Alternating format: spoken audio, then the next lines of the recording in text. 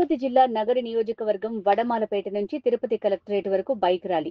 అర్హులైన విద్యార్థులకు ఉద్యోగ కల్పన చేయకుండా మోసం చేసిన సీఎం చంద్రబాబు.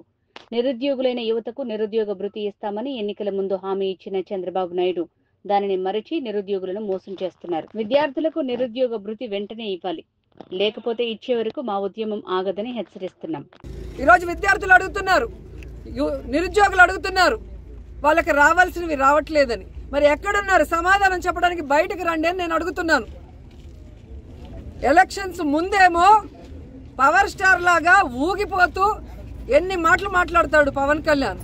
అదే పవర్ లోకి వచ్చాక ఫ్లవర్ని యూత్లు చెవుల్లో పెడుతున్నాడు. ఎలక్షన్స్ ముందరేమో గబ్బర్ సింగ్ లాగా డైలాగులు చెప్తాడు. ఇప్పుడు ఎక్కడయ్యా మీరు చెప్పిన యువతకి ప్రామిసులు చేయట్లేదు అంటే రబ్బర్ లాగా మెలికలు తిరుగుతాడు. ఈరోజు యువత ఎదుగుతున్నారు. మొన్ననే మీరు చూశారు, డిప్యూటీ సీఎం కనపడటం లేదు అని ఫ్లెక్సీలతో చాలా మంది తిరుగుతున్నారు. ఎక్కడయ్యా మీరు యువతకి ఉద్యోగ అవకాశాలు దొరకట్లేదు అంటే నేను హరహర మల్లు డబ్బింగ్ బిజీలో ఉన్నాను అంటాడు. మరి 10 లక్షలు ఒక నిరుద్యోగికి ఇస్తాం స్వయం ఉపాధికి, ఎక్కడయ్యా మీరు అని వాళ్ళ పార్టీ వాళ్ళని అడిగితే ఆయన ఓజీ షూటింగ్లో బిజీగా ఉన్నాడు అంటారు. ఇంకొకరు వెళ్ళి నిరుద్యోగ భృతి అన్న ఇవ్వండి అయ్యా, ఉద్యోగం ఇచ్చే లోపల 3000, ఇప్పటికే 13 నెలలు అంటే 13 × 3000 బాకీ ప్రతి కుటుంబంలో ఉన్న నిరుద్యోగికి అంటే ఆయన ఉస్తాద్ భగత్ సింగ్ షూటింగ్ లో చాలా బిజీ, మా ఫోన్కే అందటం లేదని జనసేన వాళ్ళు అంటున్నారు. ఇంతకన్నా సిగ్గుచేటు ఏమైనా ఉందా?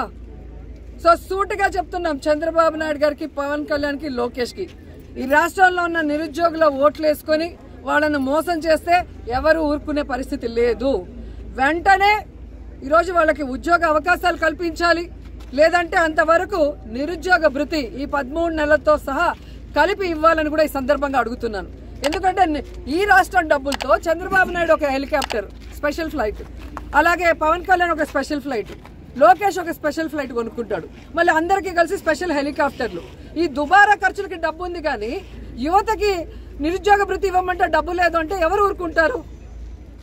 కాబట్టి వాళ్ళకి నిరుద్యోగ భృతి ఇవ్వాలి, వెంటనే ఉద్యోగాలు చూపించాలి, ఆ తర్వాత ఫీజు రింబర్స్మెంట్ బకాయిలు వెంటనే ఇవ్వాలి. ఎందుకంటే కాలేజీల్లో పిల్లల్ని ఈరోజు ఇబ్బంది పెడుతున్నారు, వాళ్ళు డబ్బులు కట్టకపోతే తరిమేస్తున్నారు.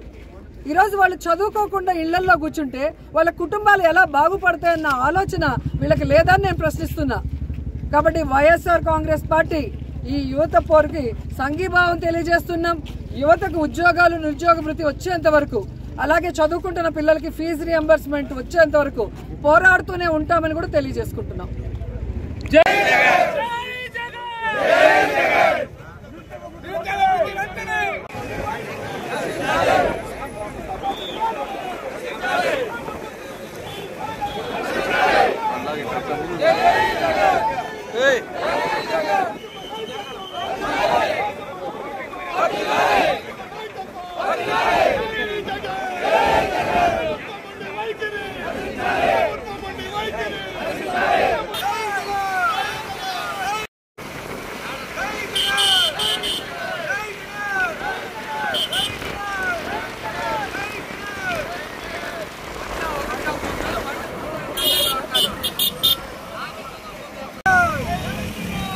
చెప్పండి